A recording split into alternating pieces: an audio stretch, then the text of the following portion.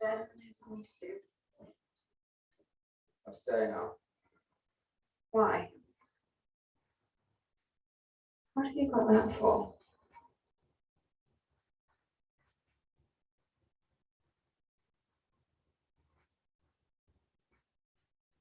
You're a new person in this family. I'm going to kill you. Upstairs.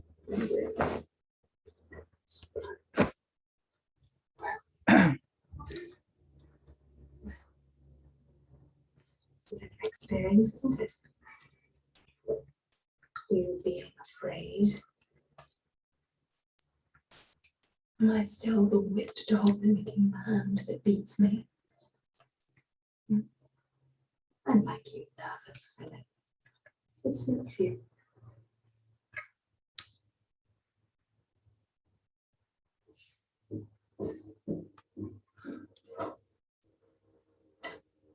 She's going to have to find a Will County attorney.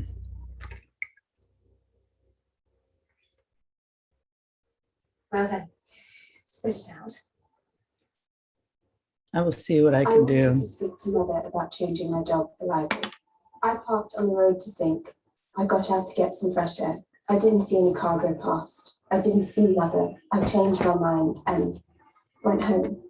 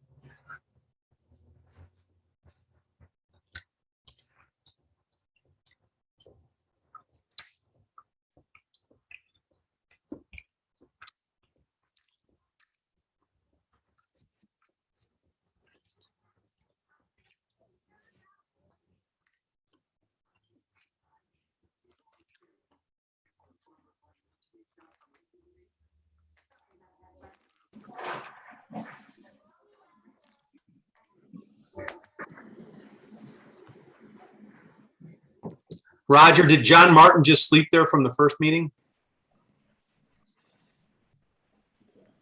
Decent. I messed up the bottom, but yeah.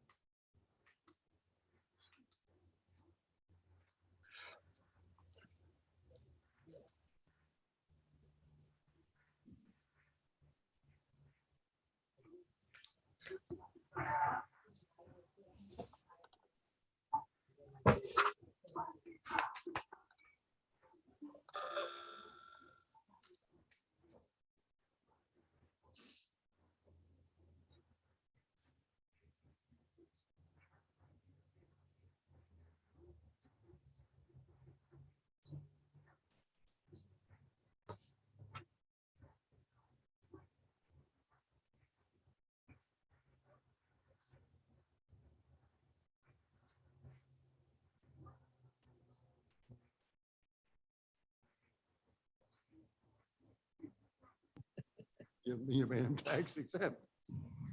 Well, I've got to get it.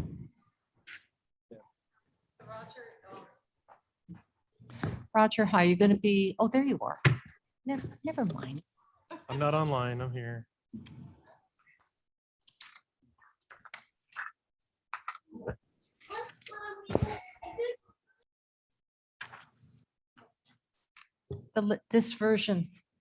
This version of the map, is it online yet or not quite It yet? was provided to the board office for the purpose of the task force. It's not on the website. It will be today, but it's not on Okay, there. all right, because a gentleman's in the back and Yep. just took a We picture can of get it up there today, but I mean, literally was just made the meeting.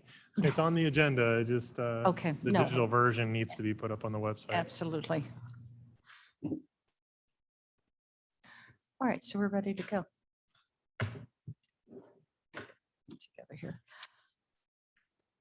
So welcome. Mayor Shelkey, how are you? Good, thank you. Good, good. It has been a long time since we've all gotten together. So I welcome you, and I think we're almost to the conclusion, but let's call the meeting to order.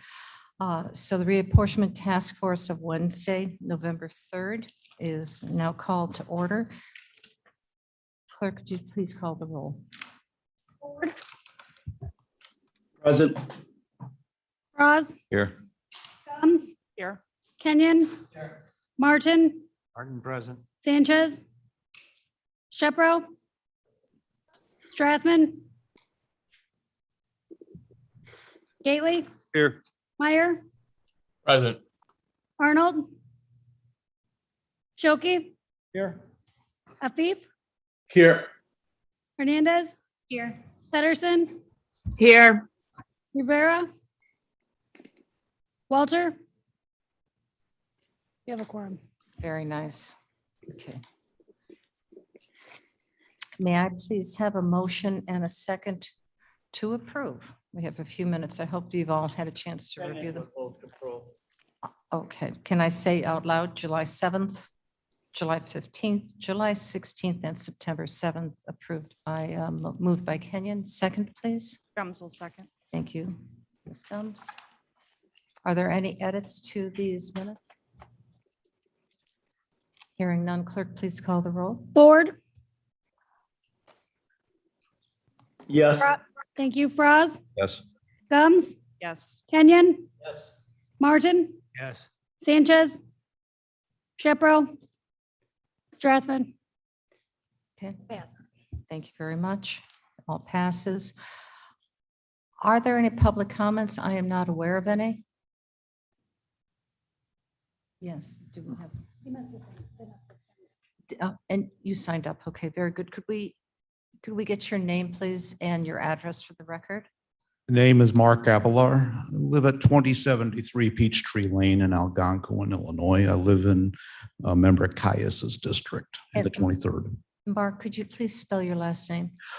Last name is A, V as in victory, ELAR. First name is Mark with a C. Okay, very good. Thank you, Mark. Thank you. Here to, because I'm just inquiring, I know I spoke publicly at last month's executive committee concerning a timeline.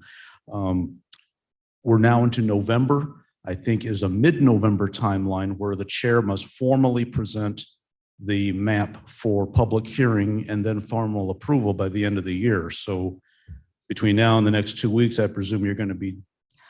Point of clarification, that has changed, and I'll share with you the change as soon as you get done. Okay, and I'm sure the task force will be on that too. So I just want to express that I am pleased with the version that was posted right behind you. If that's the latest version, it looks like the inputs I've given through Mr. Caius and other board members of keeping the village of Algonquin together has been honored.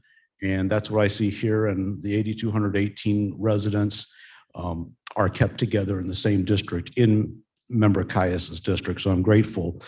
I do not know what the timeline and the calendar will be, which you will let us know, but I know there'll be a public hearing component, and I'll just reserve any other comments or suggested changes to the formal public hearing based on what the date of the map that you're going to issue. But again, thank you for honoring the set of changes I already shared, and we'll look forward to hearing the rest of your information. Okay, Thank thank you you. very much.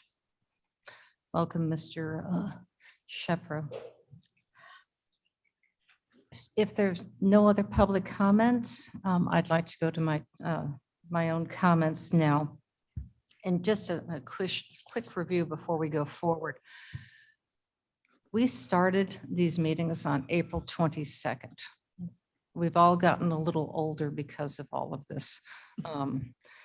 There have been at least 12 meetings that have had formal meetings.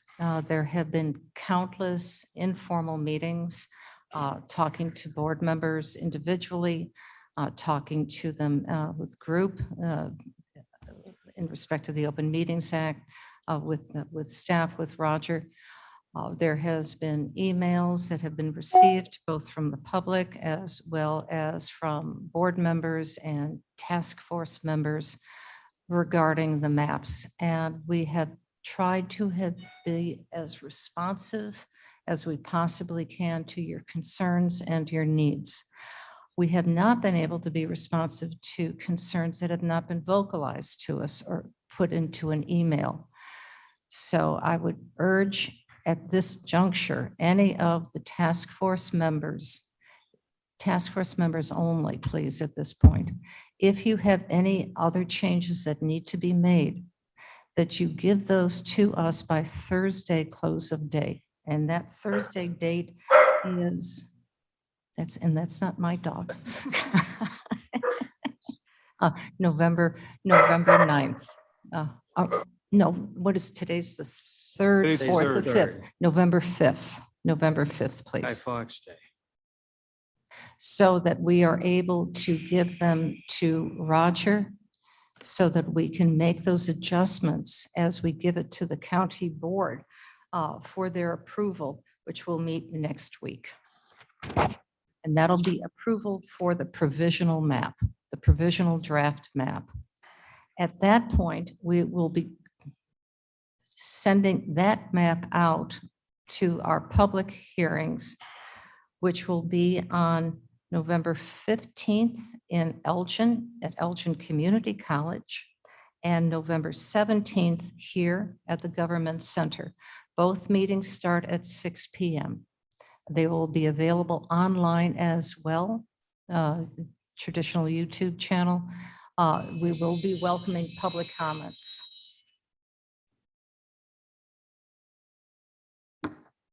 At 6 p.m.? 6 p.m. That's correct.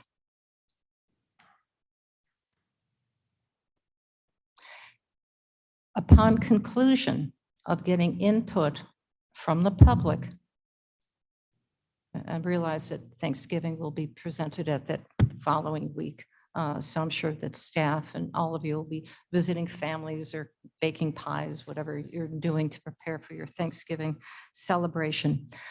The final draft map will then be presented to the county board for their approval on November 30th. Now, there was a question addressed regarding the due date.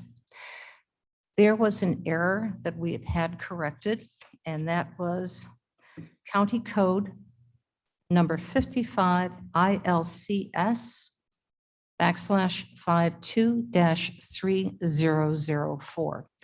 That date incorrectly said the third Wednesday of November, when it actually should be December 31st.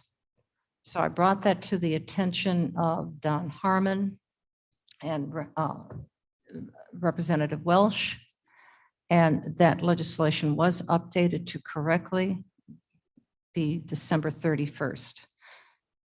But I don't think that any of you want to come here during the Christmas holidays. I frankly will be out of town to approve a map.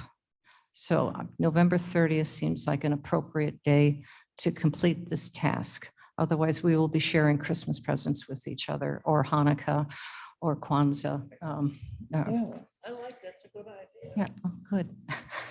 You're welcome to my house. So that's our basic timeline of what we have. We're almost there. And again, it's critically important that if there's any suggested changes we receive from you, and they're welcomed, I mean, they're welcomed. Please don't feel that you don't need to, that you cannot. Please send those to us in writing so that we know exactly what it is that you are requiring and what you need. We may not be able to comply with your wishes because we have certain restrictions that we have to, that we have previously agreed to, meeting our voting rights districts. We have 8 of them, and our population. I believe, Roger, it's 21,000. 500. 21.5, and I would like 1% deviation. We've kind of bent it a little bit because of district needs to about 2%. So I want it as equal as possible so that we don't have huge fluctuations between the size of our districts and the population. And noted again that I realize that we're drawing it for today, but there will be changes happening again within the next 10 years that we're going to be doing this. So it's been, to me, a learning curve. It's been incredibly interesting. It's been a fruitful conversation. I've learned much about the district. I've learned very much about the needs of our county board members and our constituents during this exercise. I can see why it's done every 10 years. It is an arduous task. I hope you have found it to be an open bipartisan process and that we are truly drawing fair maps, because there has been every intent to make sure that we do so and will continue to do so, so that we will fairly represent the constituents of Kane County. So with that, I would like to turn this over now to Roger, who will be presenting the changes that have been made recently with all of the different drafts. And as a highlight for the board, we're going to be showing you at the board meeting all of the different versions of the maps that have been drawn from the very get-go, from the very beginning, all the way to what this final draft is going to be looking like, because we won't have those results until we get your input for the next few days.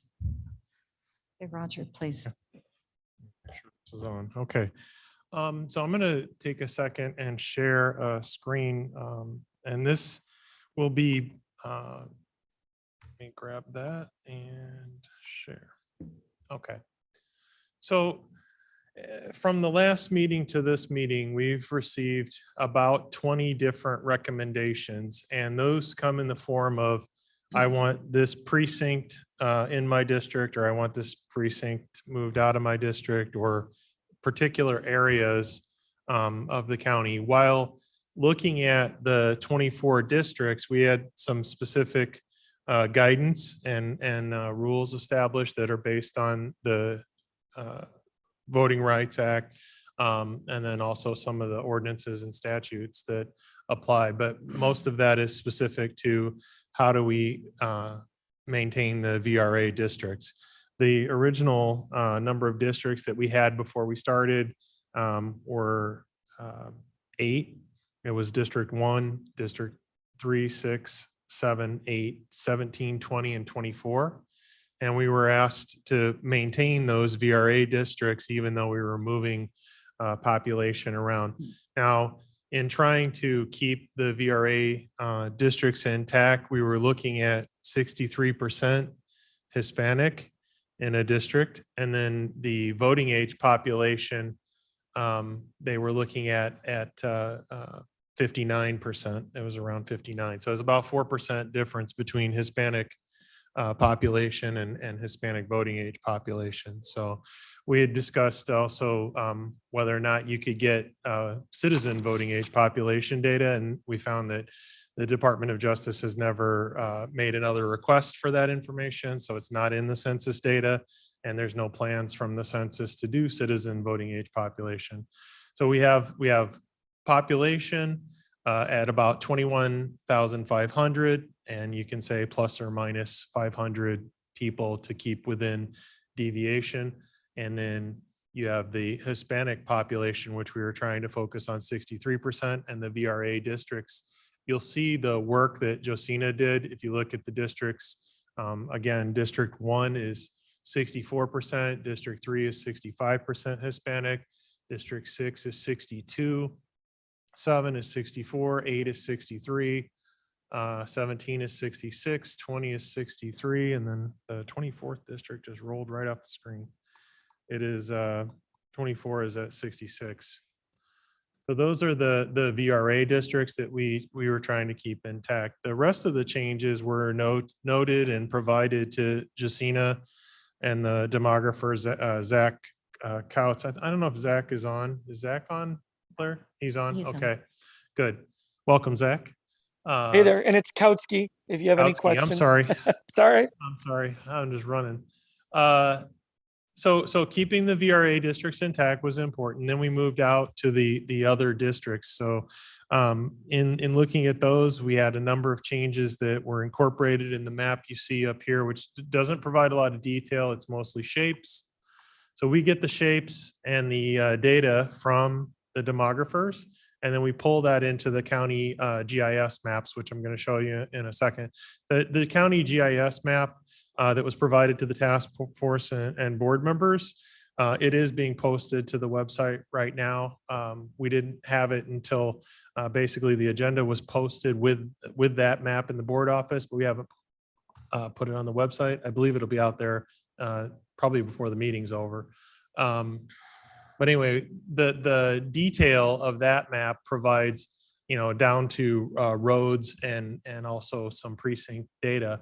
But this is the map that we get for the shape. So I'll switch over to the other map, which provides more detail.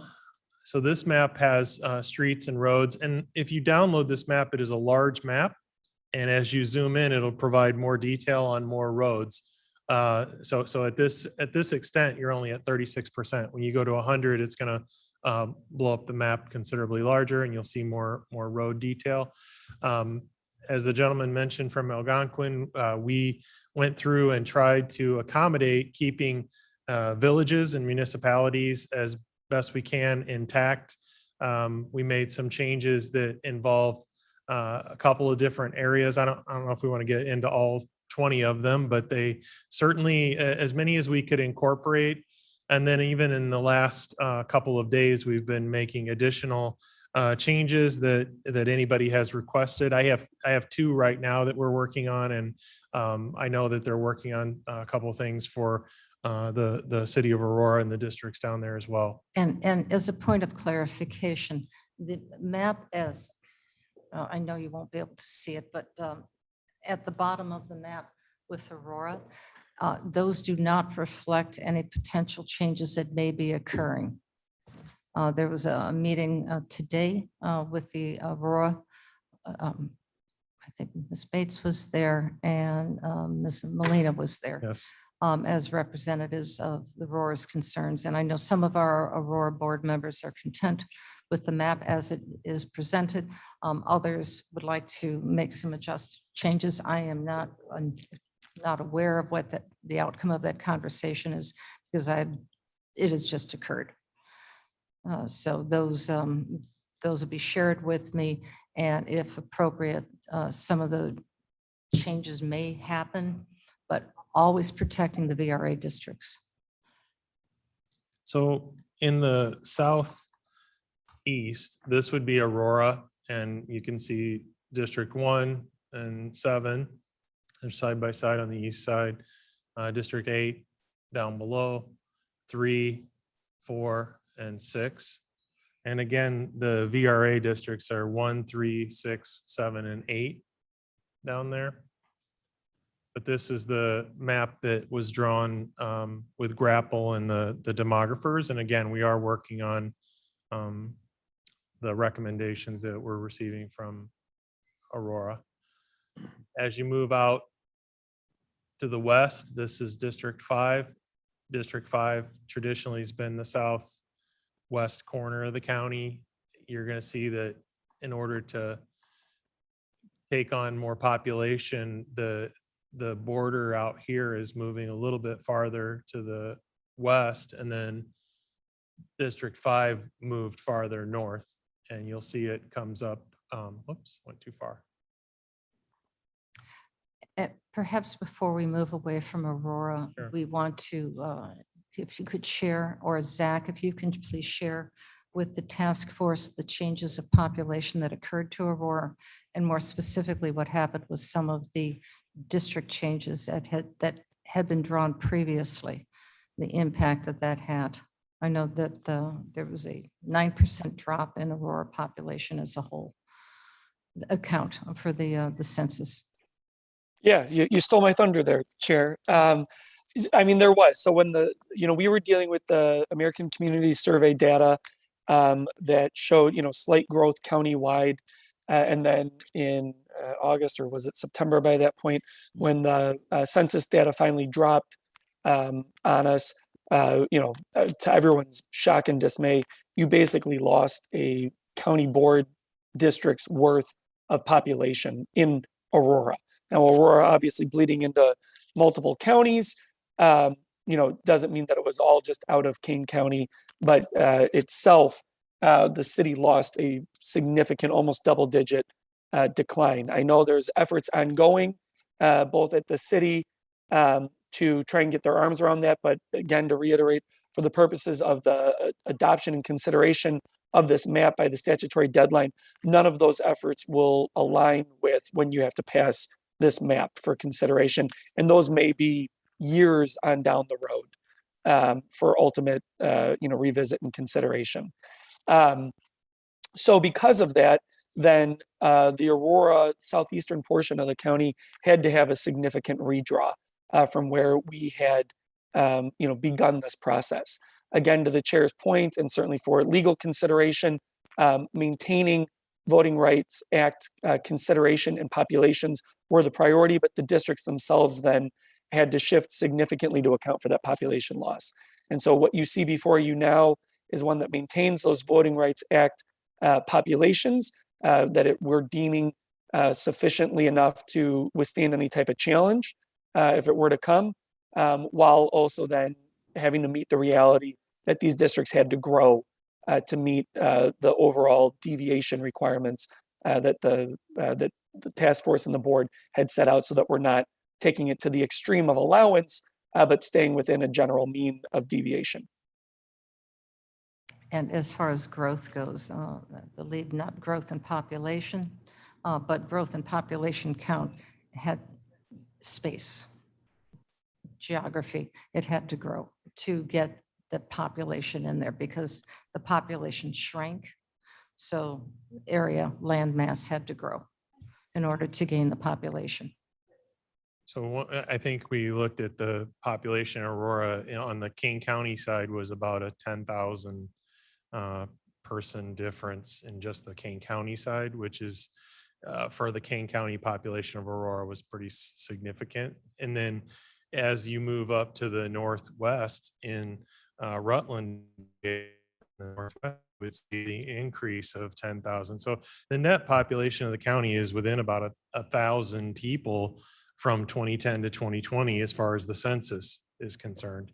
So our population was, remarkably flat according to the census. I know there's dispute about different numbers, but that's kind of the numbers that we have to work with from the census. So again, if you move out from Aurora to the west, you'll see District 5 continues to move, north. And when that's districts that are outside of Aurora trying to gain more population in that northwest corner, you're going to see a lot of these districts that start on the edge of Randall Road or, near the western kind of corridor, and they move west and north. And that's just to accommodate the population. You'll see the same thing happening in Dale Berman in District 2. He has, a portion of North Aurora in through here, and you'll see it move out west quickly. And that's because we're trying to accommodate the growth of population in the northwest. And at the same time, we had less population in the southeast in Aurora.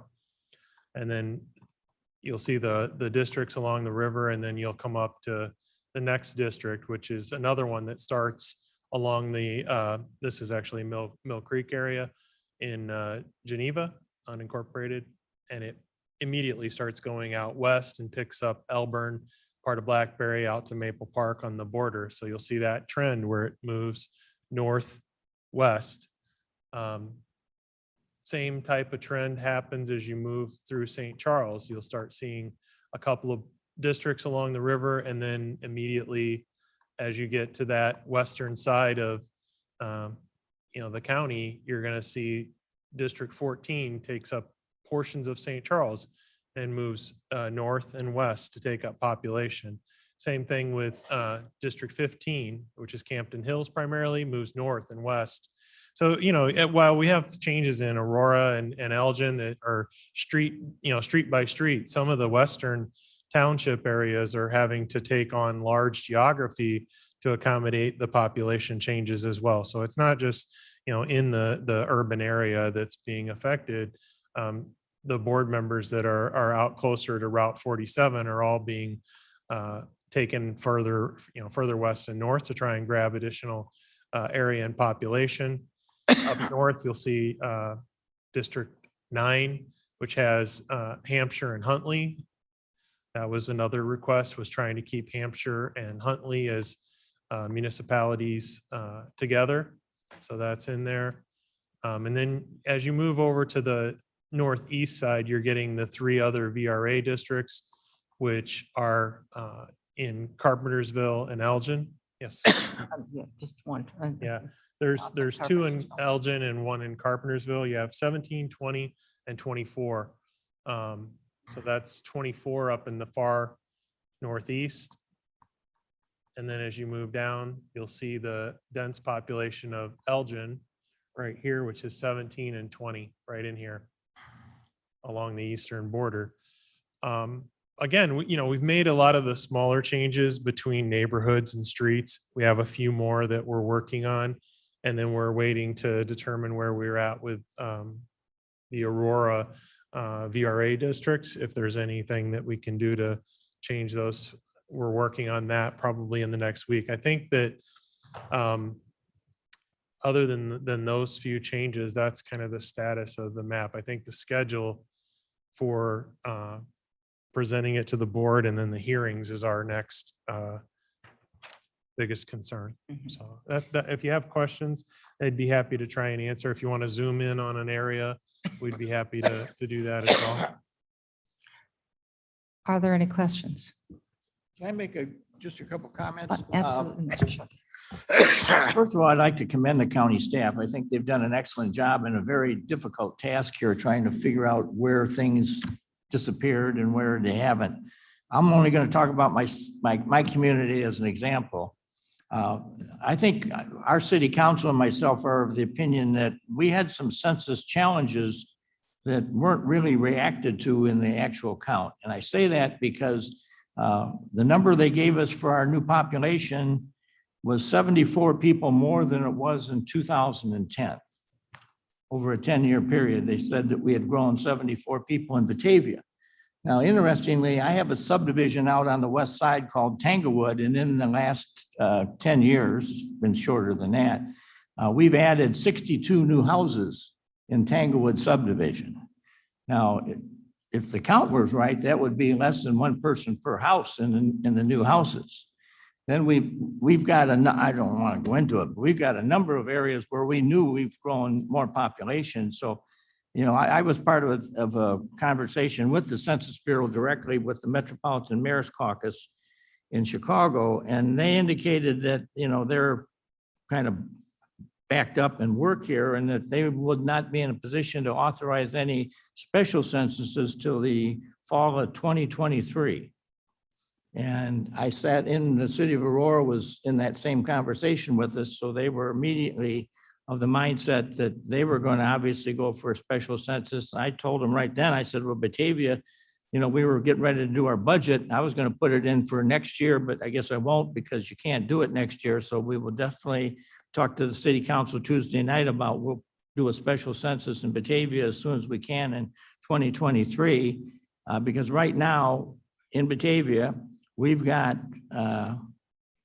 over 400 new houses in construction, specifically out there on Kirk Road at Wind Energy Pass. We have 242 townhouses there. We've got some other stuff that's kind of come up real quick. And so we know that by 2023, we're going to have a whole bunch more people. And, for cities, it's a big loss here when you consider that the local government distributing fund, which is a state income tax, of course, the number moves around every year, but it's right now, I guess, for the opinion, it's someplace between $110 and $121 per head that each city in the state of Illinois gets. And, in the case of Aurora, if they lost 17,000 people, you're in the millions of dollars here. Per year, yes. Per that's year. Correct. And you're in a rough situation. And I know I've had several opportunities to talk directly with Mayor Irwin. He and I are old friends. And he was telling me about, where we think you lost the population in Aurora. But quite honestly, I went down there and rode around, tried to find all the empty houses. And they're not evident to me. I mean, maybe there's a bunch of stuff that's sitting there with nobody living in it, but I certainly couldn't find evidence of it. So I'm not trying to cast any aspersions on anybody here, but this thing doesn't seem to have been done, not us, but at the Census Bureau, there's some missing pieces here someplace along the line. And thank you for those. And I believe Geneva, is Geneva looking at doing a count as well? I have not talked to Mayor Burns about it, but I think a lot of the cities in Kane County, and again, no reaction to the staff, you've done as best you could, but these numbers, if you look at the nitty gritty, in my case, I can go in, look at the utility bills about, how much water are we using in each one of these houses? I don't have anybody that's not using water, and I have some of them that certainly indicate there could be 4 or 5 people in this house. And there's some suspicion, maybe some of these people are in here illegally or whatever, don't want anybody to know where they're at. So they're in here using facilities, but we don't know, for sure who's where in some of this stuff. So there's. But to your point, we only can use for this mapping process the numbers that the census has given to us. So whether we agree with them or not, we are dealt the hand that we have to play. And we can't get a recount till 2023. So all of us are going to have to sit here for a couple of years and take in our losses. For the next 10 years. No, that might come out to your benefit with those 400 houses. So just a quick question. Do they pay you in arrears if they've made a mistake? Does the state of Illinois pay you in arrears for money owed? I don't believe so. They're basing it on the current population that's recorded. It's a periodic distribution during the year, right? Yeah, I Correct, believe that's so. correct. It's called the local government, LGDF, Local Mhm. Government Distributing Distribution. Fund. And it is according, I believe it's in the state constitution that the cities in Illinois initially were supposed to get 12% of the total state income tax. That was where the money came from. And that has been kind of reduced over the years through some way. It should have been a constitutional amendment. I don't think it's in the Constitution. Well, anyway, the cities think that they should be getting 12. We think now it's probably closer to 8% of this pot. And so there was a bill introduced in Springfield to bring it up to at least 10% of the total state income Yeah, a tax. couple of years ago, there was. Yeah, they've been fighting about that for a couple, Take it away. right, they were gonna take it away because I don't know what the state's finances are. That's one of the bigger mysteries on the planet, but Okay, We're doing thank better. you. State's doing better. The state is doing better. Mr. Shipro? Well, yeah, to the mayor's point, I think there obviously is a remedy, whether it's complete, obviously. But as I understand it, that can only get you money. They cannot revisit the right, they can't. redistricting data. Because it is a point in time.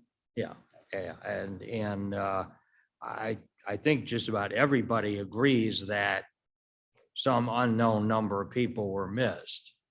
But it seems to be, at this point, nothing that much anybody can do about it. I had a question for Roger. Do we have a number now for how many of the existing precincts have been split between board districts? I know that number was pretty high with one of the earlier maps, and it seems as if it is considerably lower. We have been following as best we can precinct and block. So census blocks are blocks of people, 300 to 3,000 people in a block. And in order for us to kind of have the smallest denominator, smallest divisible is the block. So we try not to split blocks because inside the block, you can't really tell how many people are on which side of the street. It's just a block and it tells you how many people are in the block. So that's our smallest, and some blocks do split precincts. We've been trying to minimize that. We try to follow the precincts as best we can. Unfortunately, we have really large precincts, which you obviously are going to have to divide at some point just to get the numbers to work. So then when we go inside of a precinct, we simply use the blocks from the census. I think eventually when we get to that, the precincts, I know there's legislation, there's lots of discussion about what happens with the precincts. That's yet to be determined. I think where the county board wants to go with precincts. Right, but I'm just curious. We could add that up and as to tell how you. many Yeah. of the existing ones are split. I mean, obviously at some point, I should say obviously, at It's some point, we may do something about it. I think the consensus Yeah. of the group that met with Jack and his staff was that there Jack just simply Cunningham. was not sufficient time to do what we needed to do, and we're just gonna have to put it off. So the precincts, just so everybody's clear, they're not going to be changed. At least, so whatever existing precinct we have right now, no matter how the county board map changes, the precinct will remain intact.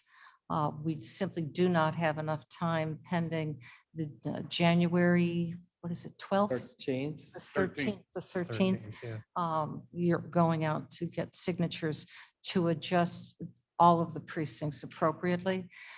Those are going to be reconsidered. The precincts will be reconsidered, and I don't know if we're going to actually redraw them in time for the presidential election. So I had a follow-up. Madam Chair, could I just chime in on that? Because this is an issue that's been brought up in a couple of counties that we're working in. Sure, absolutely. Yeah, I would just say. And just for everybody online, it's Zach Kautsky. Sorry, yes, sorry, Zach Kautsky.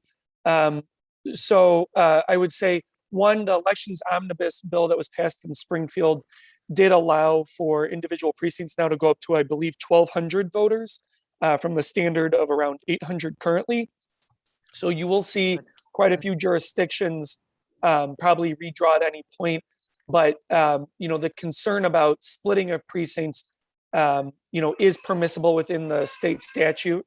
It's, they encourage you to try and contain them wholly within all districts being overlaid onto each other.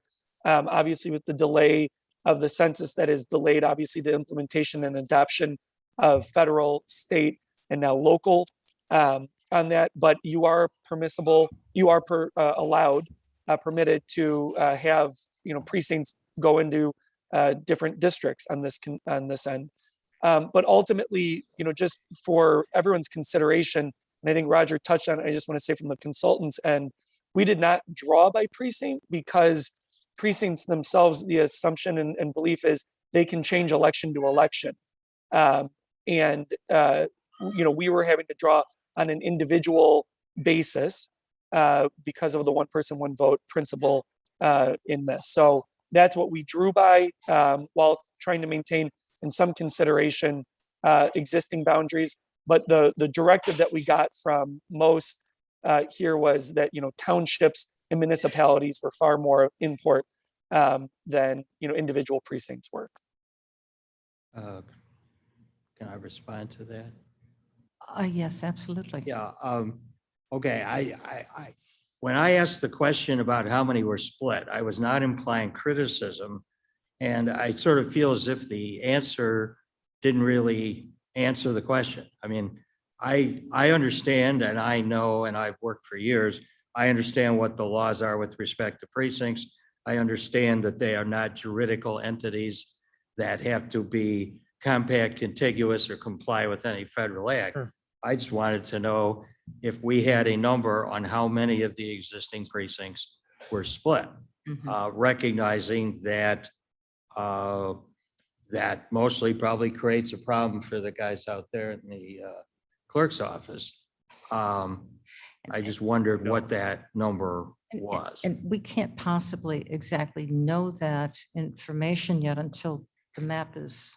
Well, I mean, but we would know how many precincts this map splits, just as we were told what that number was for a previous map. But I guess I have a more relevant question, which is to the clerk representatives, unless you're going to have them later.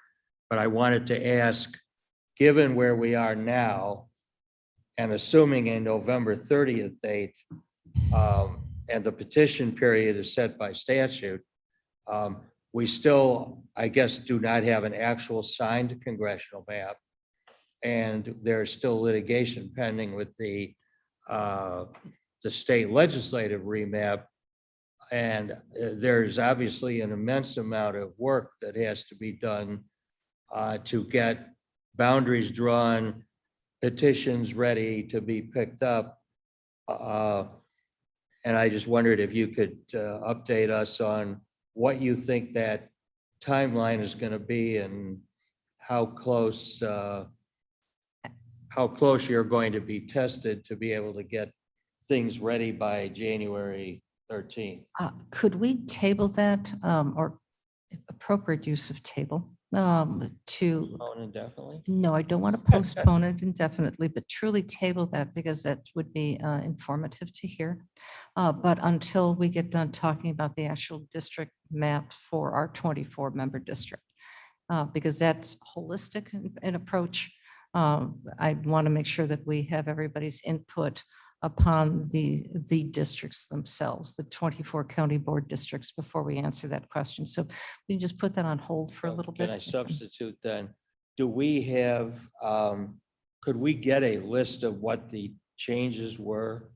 I mean, we could try to compare the two maps, but that's a tedious task. Sure. Now, yeah. I believe we have that, and that was sent to the districts that were touched. Right. So we have notes on each Yeah, district. I think it would be helpful for us to save some time to be able to look and say, okay, here were the changes to 2, 9, et cetera. They were all non-VRA. We didn't touch any of the VRA, so. can we go back to Aurora, pending the outcome of that conversation that happened directly before this meeting? If you can just scroll down. This is 8. Are we District there? 1. Yep. All right. So you can see 2 and 1. If any of the external boundaries that go outside of the general Aurora area, which will mean 1, 4, and Down in the 3, bottom 3. 3, start adjusting beyond where they are currently, in my understanding, and please correct me if I'm wrong, we're back to beginning drawing the entire map again. Because we started in the southeast corner and went north and west. So any adjustments that are made to those lines, we basically begin all over again. Perhaps not all of the 24 districts would have to be redrawn, and Phil is standing up here and perhaps he can help fill this in, but that is my understanding, which is why I'm very cautious about making substantive changes to the Aurora area because of potential impact that may have on the rest of the map, which means we would be delayed and possibly be here around the holiday season. Phil, can you help me out with this? Yeah. We had a couple-hour meeting with Ms. Bates and Ms. Molina just before this meeting. We've made some suggested changes to Aurora, mostly internal, that we have asked Myrna and Mavis to take back to the district, to the Aurora district board members to look at. And hopefully, Myrna, if I'm saying this, or if I'm saying this wrong, Ms. Bates, let me know. But hopefully we're going to get them their particular districts. They are very, very close to what we need them to be. And ask them, hopefully in the next 24, 36 hours, to tell us what part of their district they really, really don't want to see changed. And maybe make some internal changes along there. There was very, very little movement outside of Aurora that makes a few hundred people change in 2 areas. I'm hoping that that can be worked out. If not, we'll have to stay inside of it. But we're still kind of working through that. But the changes that we're suggesting outside of those 6 districts are very, very small and would really, I think, only affect 2 other districts on a very minimal amount. That would be 2 and 5? That would be 5. And I think it's what's to the north of 5. 2? No, to the north of 5. I'm sorry. I think it's 18. 18. 18, Mr. Frost. Yes, and we want to have a conversation with you to see if what we're thinking about works before we kind of make it public, I guess is probably the best way to put it. So it would be very minor, in the hundreds of people's, not significant, and just on the borders of a couple areas. And we tried to take into account areas. I know Mr. Frost has certain areas that he's been trying to keep for a while in this process, and they're not that area. How's that? So we think we may be very close. I'm hoping that if we can get the Aurora, if we can get Mr. Frost, et cetera, okay with what we're suggesting, that we can then get the Aurora people to provide Josina, provide me and Josina, their kind of sacred cows, for lack of a better word, so we can clean up. Right now, what we're proposing has everybody in the deviation, which is probably the first time that we've had Aurora, at least that the Aurora members like, inside the deviation. So, and we've got them all at 6, the lowest VRA districts at 62. We'd obviously like to find a way to get to that to 63 or up a little bit. But I think in reality, Josina is much better at doing that than the 5 of us sitting around a table who are not experts at it. Because once you move something, there's ways to kind of rotate things to make them work. So I think we have a format's not the right word, but kind of a plan that we can work through that area here in the next several days in time to not mess up what may be the calendar that we've kind of talked about internally with the chair. I think that's probably about the best I can do at this point. Ms. Bates, if you want to add something to it, but I think that's a fair representation of where we are. I did speak with Mr. Ford today. Is he here?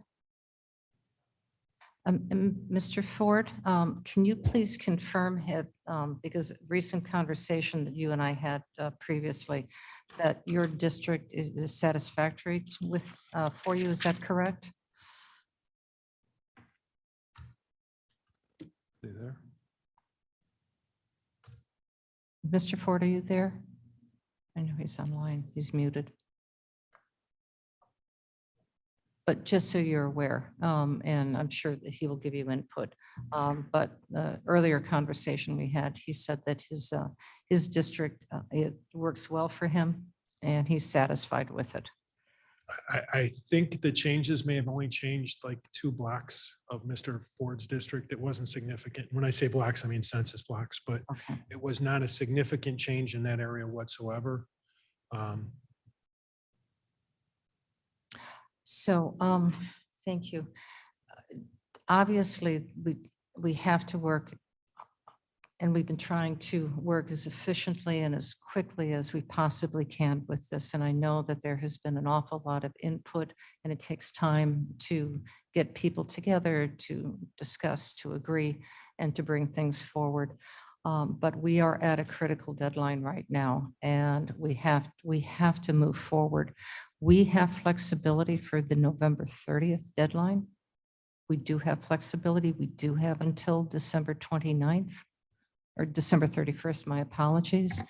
But to an earlier point that was presented by Mr. Shepro, the longer we take to decide this map, the more changes we make to this map, whether you feel they're appropriate, they're vital, they're necessary, or just wanted, the longer it's going to take for our clerk to get all the material out so that they can get it out to the voters, so they can do everything else that they need to do. And we've asked them before, and perhaps, Mr. Pollack, you're here.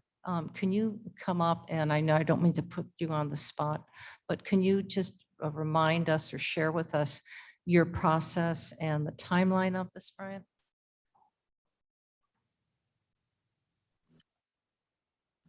Madam Chair, this is Miss Molina. May I say something while Brian collects himself?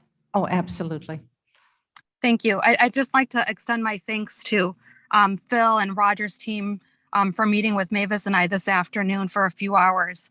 As many of you know, the Aurora caucus as a whole has been providing suggestions and recommendations to our demographer since they've been asked. And time again, we've received no response back. So we all agree that we've had a set deadline. And again, I appreciate the last 2 hours of everyone's time today.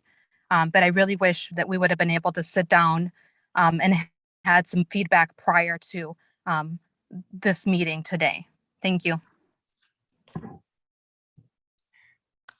Hello, I'm Raymond. So the process for doing that is it takes a while. It's going to take us close to like about 2, maybe a month.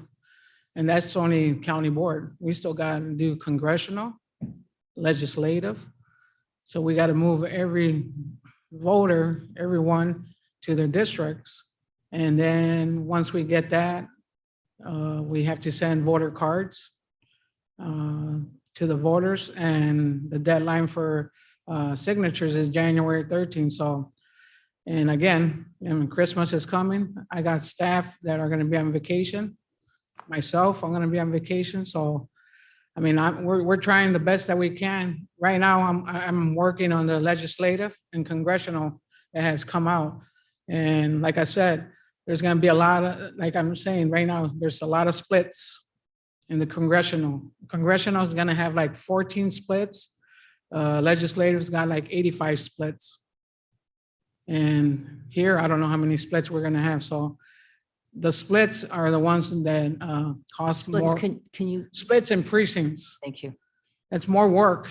So I'm just saying, we need time. So whenever you guys are ready to pass this and everything, I mean, we need our time too. We need about 6 to 8 weeks to get this accomplished. So And when are you going to be able to send, if we start on the 13th, voter cards have to go out to the voters by the end of the Well, year?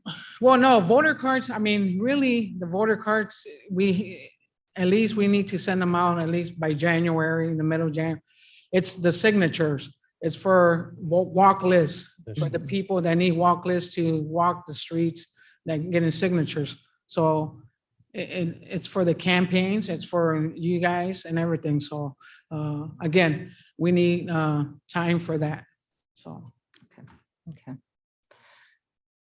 So, and yes, Mr., just one more question for Raymond.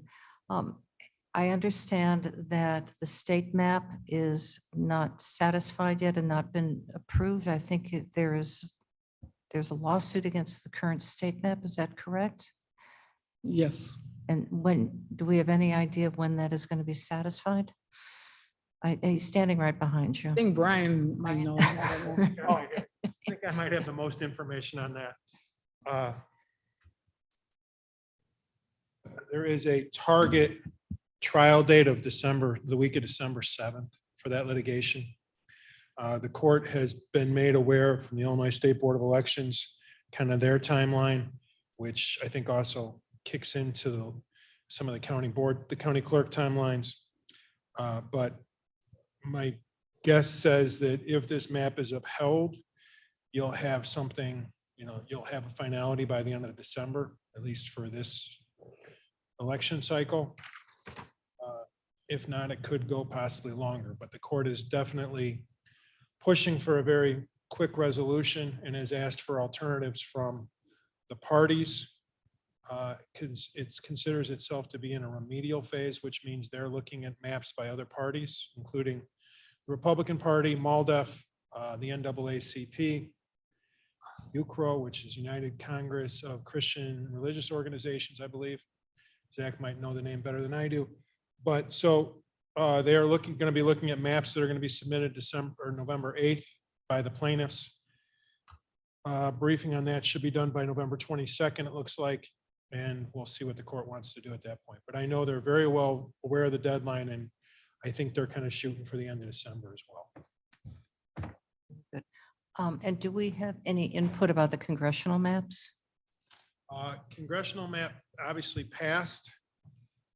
There was a motion to reconsider, I think, filed. I could be wrong, but there is somewhat of a hold. It's not gone to the governor's office yet. There is somewhat of a hold before it goes there. There's going to be a lawsuit on the congressional map, I think is still unknown. Oh, so far, we're good. I'm not gonna wood. Mr. Shepro. Another thing that a deadline is my understanding is that the petition period itself has been reduced to, I think, 60 days. Yes. Right, so it makes even more important that they be able to do their work. Yes. Because it's in some cases, it's fewer signatures, but it's not a third fewer signatures. So that's another Want to get the map done. consideration. I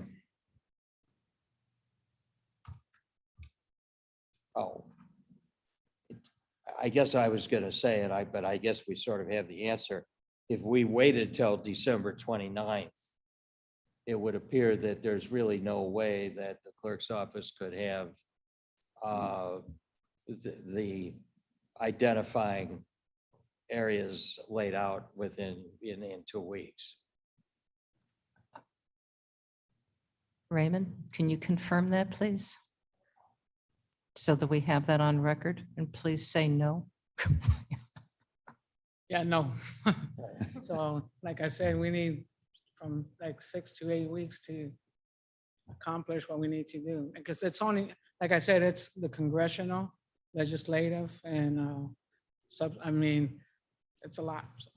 Shepro, question for Raymond. Yes, absolutely. And Raymond, when you were referring earlier, the numbers you were talking about would create a new ballot style every time there's a split. Yes. And so if you had one precinct that's split into 2 board districts, that's 2 ballot styles. But if those partial precincts are also in different congressional district, that's yet a 3rd, 4th, 5th on into infinity. Yes. All of which I believe have to be done from scratch. Yes. You can't just say, well, these people didn't move, so we don't have to do it. Yeah, no. Because you have to create a whole new.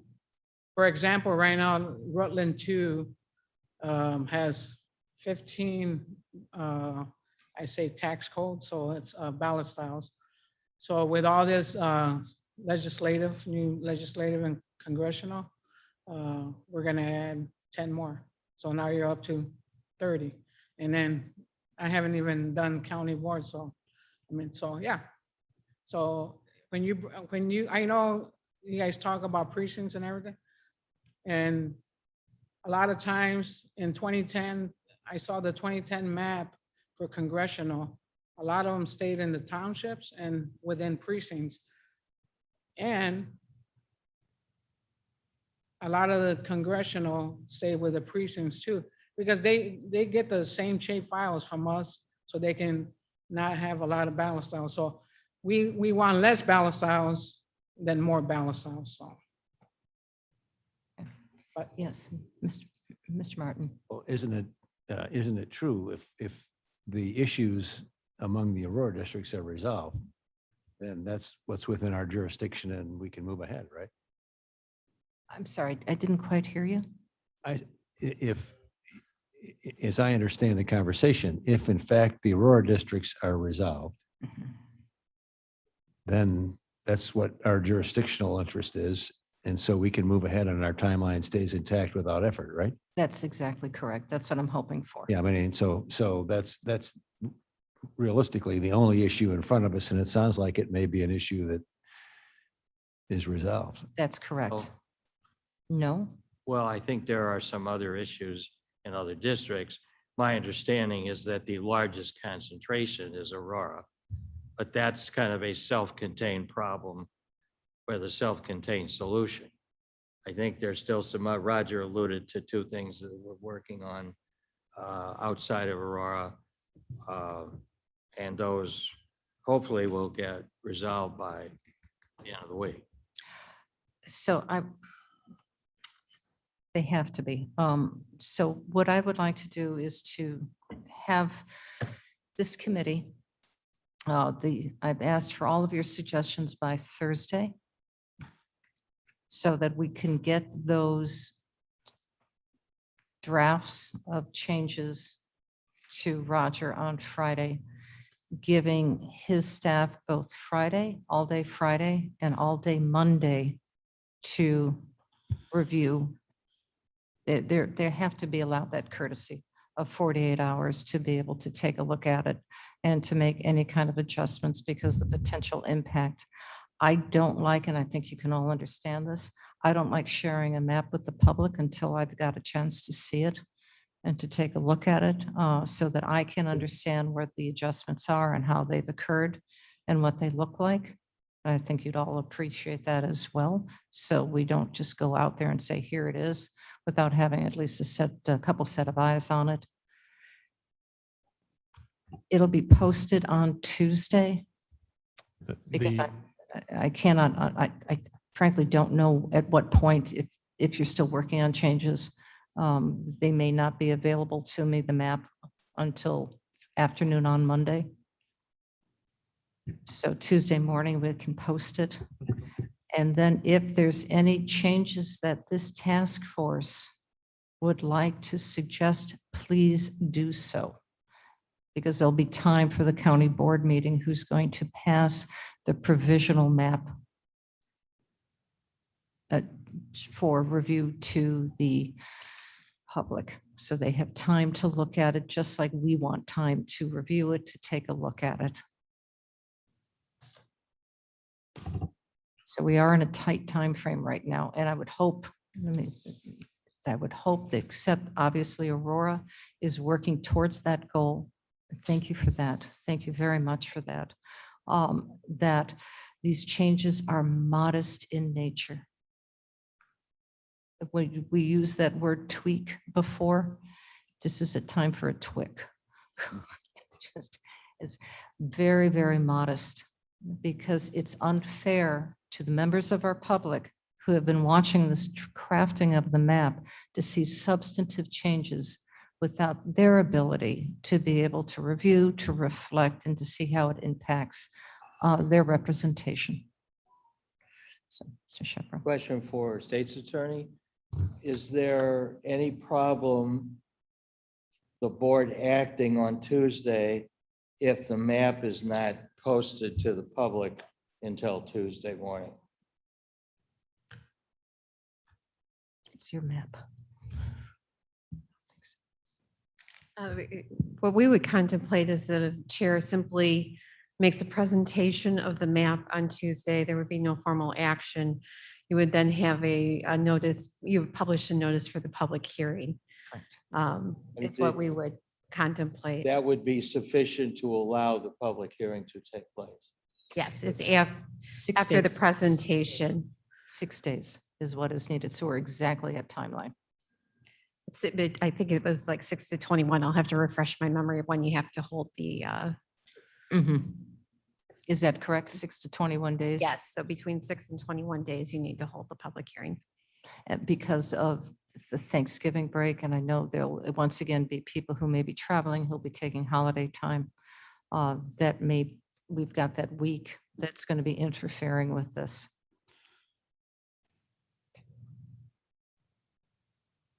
Okay, we're good. I was just going to add the map from today. It is on the county website.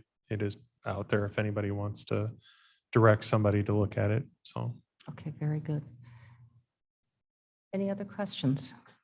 I'd be happy to meet with Mr. Lankaitis right after the meeting and maybe resolve that issue he mentions. Thank you. If that's, if they're available, absolutely. Sure. All right, if I hear no other comments, Mr. Kenyon has a motion then. Make a motion to adjourn. thank you for that. Today, we could come back tomorrow. I'd like to see you tomorrow.